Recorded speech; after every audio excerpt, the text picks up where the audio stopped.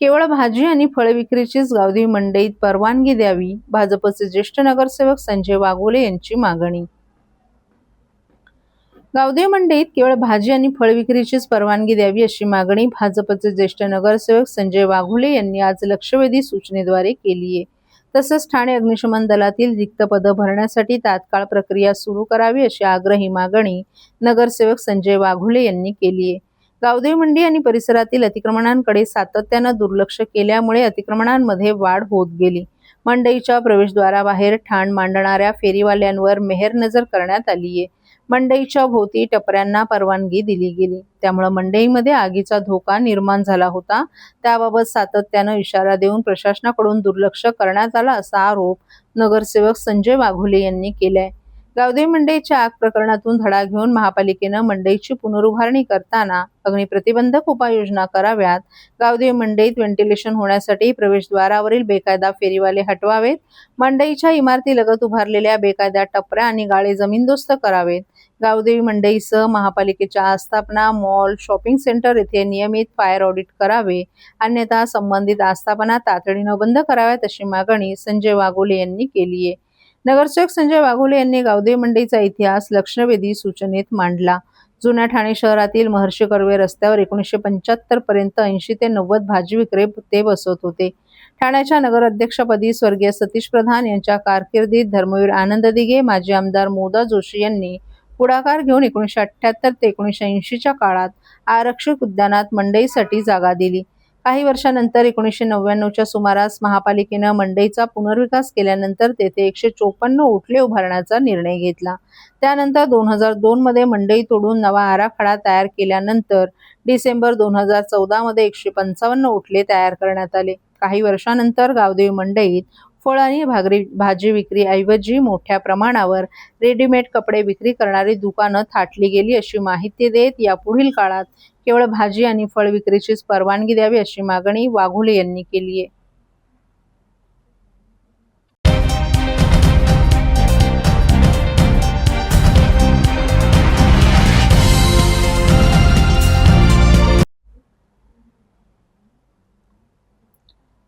कर्तव्य बजावताना प्राण गमावलेल्या सागर शिंदेंच्या कुटुंबासाठी सभागृह नेते हनुमंत जगदाळे देणार 5 वर्षांचं मानधन।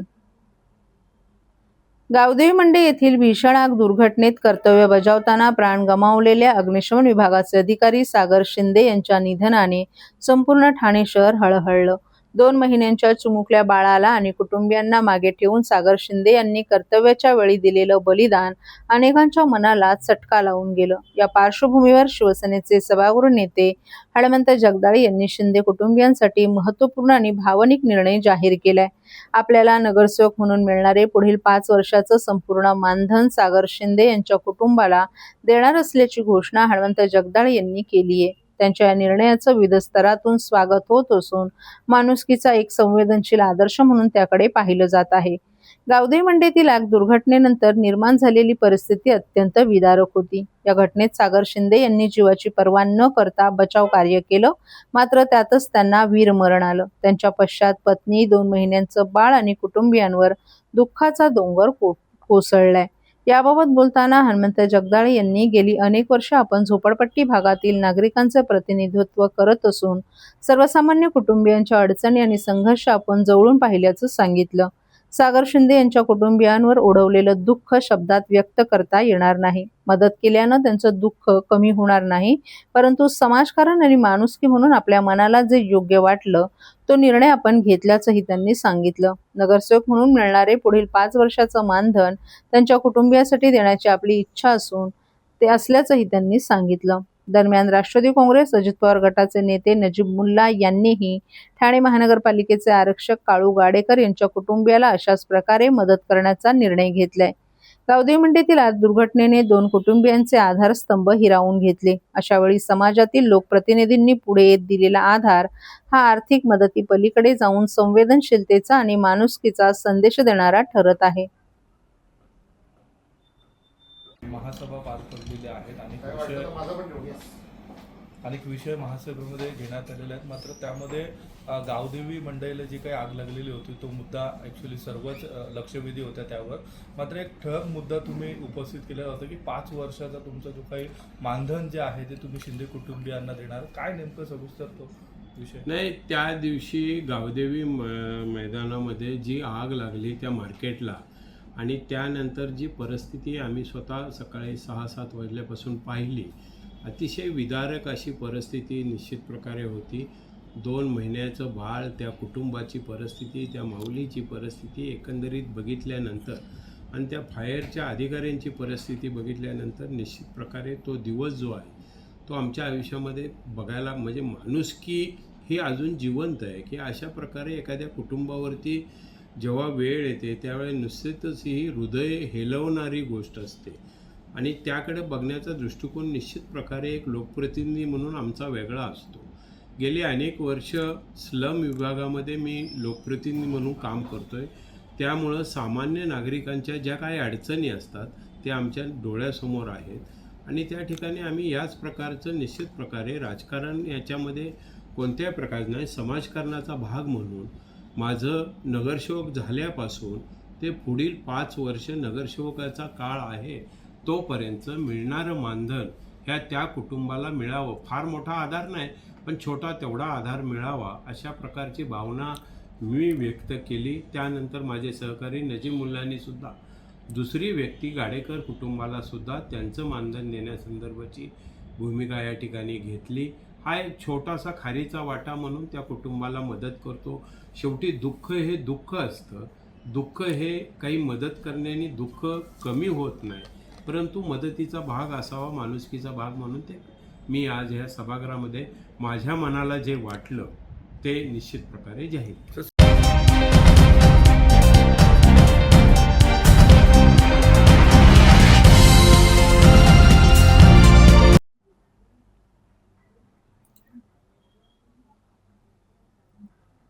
जिल्ह्यात राबवण्यात येणाऱ्या विशेष सखोल पुनरीक्षण कार्यक्रमाला वेग.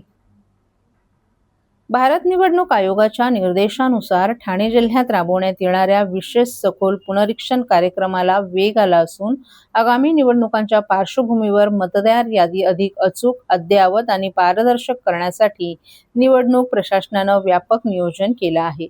या मोहिमेच्या अंमलबजावणी संदर्भात जिल्हाधिकारी तथा जिल्हा निवडणूक अधिकारी डॉक्टर श्रीकृष्ण पांचाळ यांच्या अध्यक्षतेखाली बुधवारी जिल्हाधिकारी कार्यालयातील समिती सभागृहात विविध राजकीय पक्षांच्या प्रतिनिधींची महत्त्वपूर्ण बैठक पार पडली. येत्या 30 जून पासून घरभेटी सुरू होणार असून मतदारांची घरोघरी जाऊन माहिती तपासली जाणार आहे.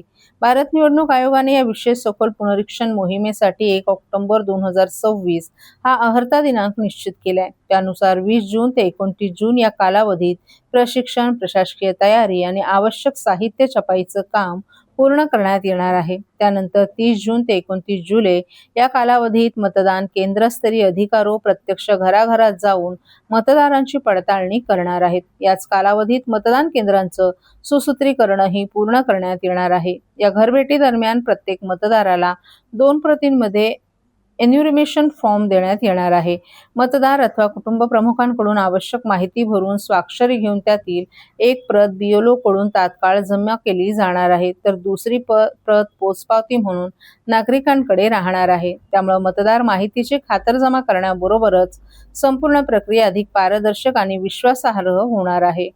विशेष सखोल पुनरीक्षण मोहिमेअंतर्गत 5 ऑगस्ट रोजी प्रारूप मतदार यादी प्रसिद्ध करण्यात येणार आहे.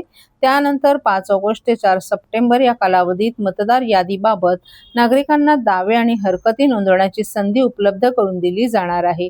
प्राप्त दावे आणि हरकतींवर सुनावणी घेऊन त्यांची छाननी करण्याची प्रक्रिया 5 ऑगस्ट ते 3 ऑक्टोबर या कालावधीत पार पडेल. त्यानंतर सर्व प्रक्रिया पूर्ण करून 7 ऑक्टोबर रोजी अंतिम मतदार यादी जाहीर करण्यात येणार आहे.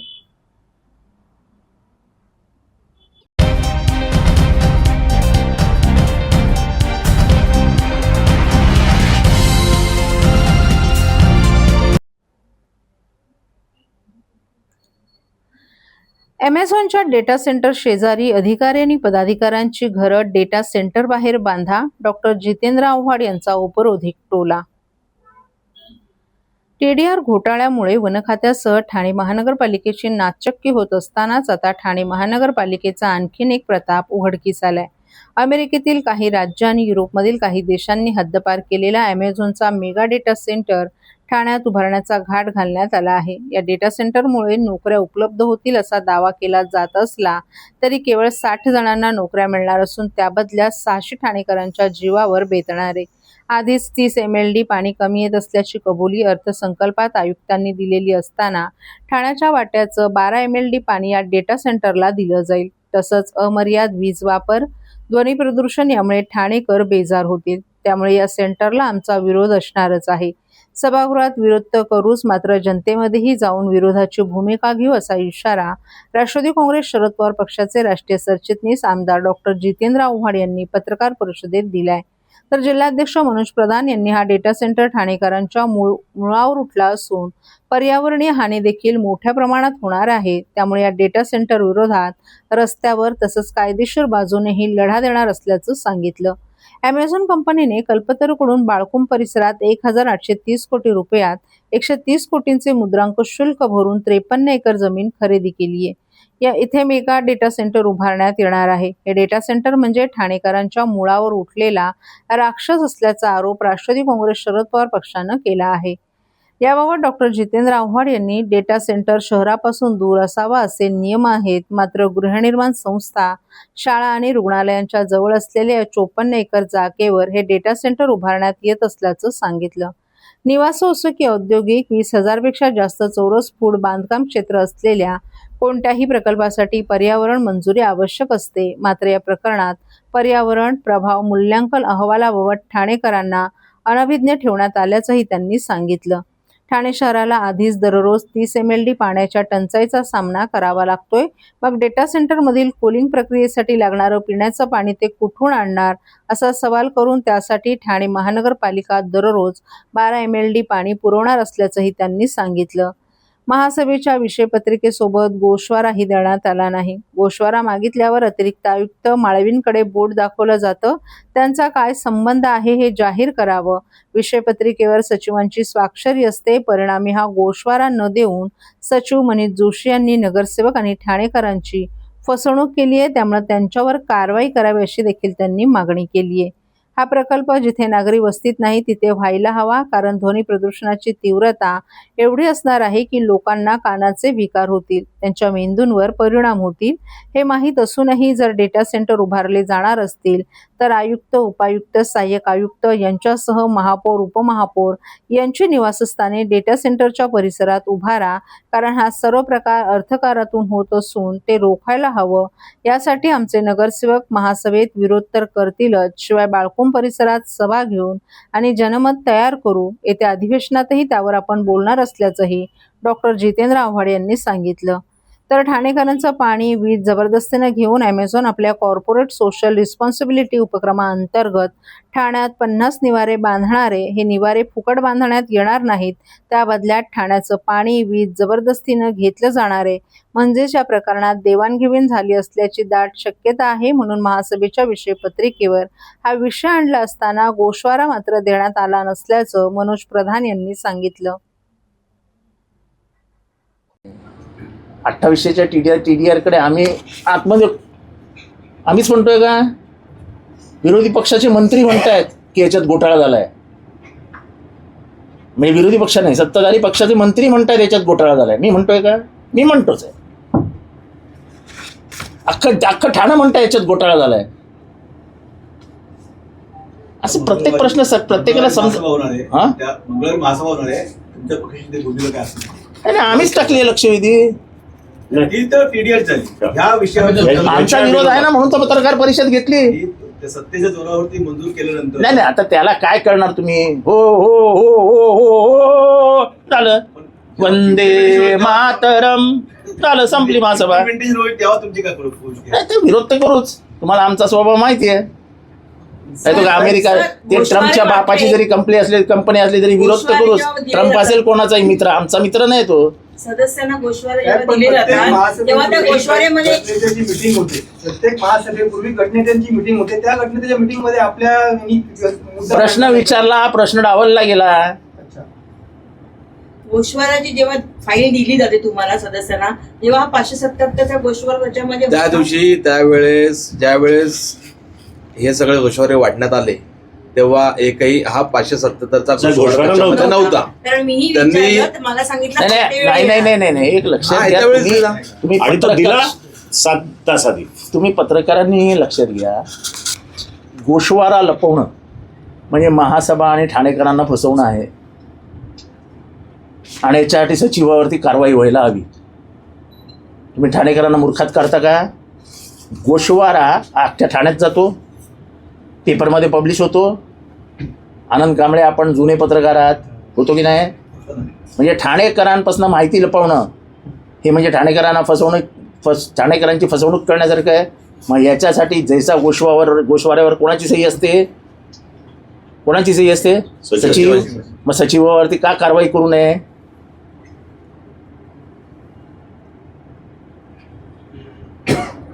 सध्या पावसाळी अधिवेशन आहे नाही, त्याच्यात तर काढू.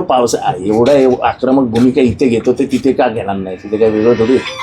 अमेरिका युरोपने हद्दपार केलेल्या अमेझॉन इथं आणण्याचा भारतावर घाट परवानगी नेमका कशासाठी आहे? आणि पाहिलं गेलं तर अहो असं आहे की आपण लोकांना नाही मिळणार. आपण ना आता ट्रम्पच्या हाताखालची गुलाम झालो. एखाद्या ट्रम्पचा फोन आला असेल, ए दे दो उसको, हाँ देता हूँ सब. सर, आणि सेंट्रल गव्हर्नमेंटने डेटा सेंटर्सला टॅक्स रिबेटही दिला, 20 वर्ष नो टॅक्स. एवढं काय आपल्याला याच्यातनं फायदा होणार आहे? भारताच्या अर्थकारणामध्ये याची काय मदत होणार आहे? तरुणांना नोकऱ्या मिळणार असं देखील म्हणलं. 60 नोकऱ्या मिळणार आहे, 60 नोकऱ्या, आणि 600 जणांचा जीव जाणार आहे.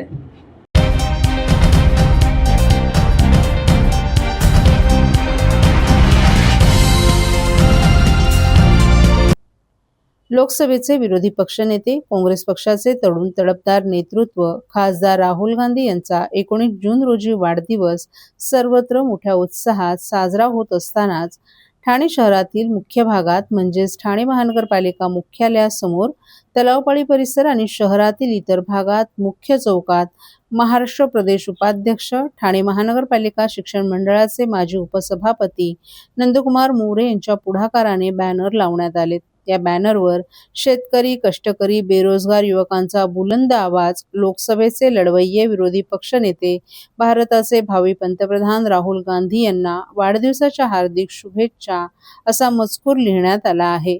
उपाध्यक्ष, ठाणे शहर युवक काँग्रेसने या आशयाचे बॅनर लावले असून काँग्रेस कार्यकर्त्यांमध्ये मोठ्या प्रमाणात आनंदाचं आणि उत्साहाचं वातावरण निर्माण झाले. यावेळी नंदकुमार मोरे यांनी प्रसारमाध्यमांशी बोलताना राहुल गांधी यांना वाढदिवसांच्या शुभेच्छा देत ह्या बॅनर लावण्यामागची सविस्तर माहिती दिली. यावेळी काँग्रेस पक्षाचे इतर कार्यकर्तेही मोठ्या संख्येने उपस्थित होते.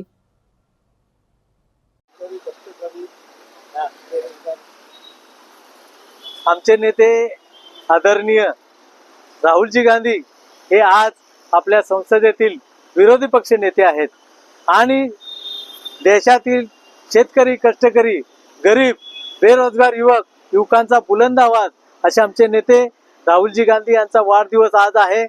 राहुलजी गांधी लवकरच पंतप्रधान होतील असं या ठिकाणी मी आपल्याला सांगतो की आम्ही म्हणून राहुल गांधी पंतप्रधान होणार आहेत म्हणून आम्ही या ठिकाणी आज ठाणे शहराच्या मध्यभागी भावी पंतप्रधान राहुलजी गांधी म्हणून आम्ही सर्वांनी मिळून या ठिकाणी बॅनर लावलेला आहे आणि आमची जी इच्छा आहे राहुल गांधी पंतप्रधान व्हावेत ती पूर्ण होईल. थोड्याच दिवसात ही आपल्या सर्वांना, भारतीयांना कळेल, सर्व ठाणेकरांना कळेल की राहुल गांधी थोड्याच दिवसात, थोड्याच काळात पंतप्रधान होणार आहेत.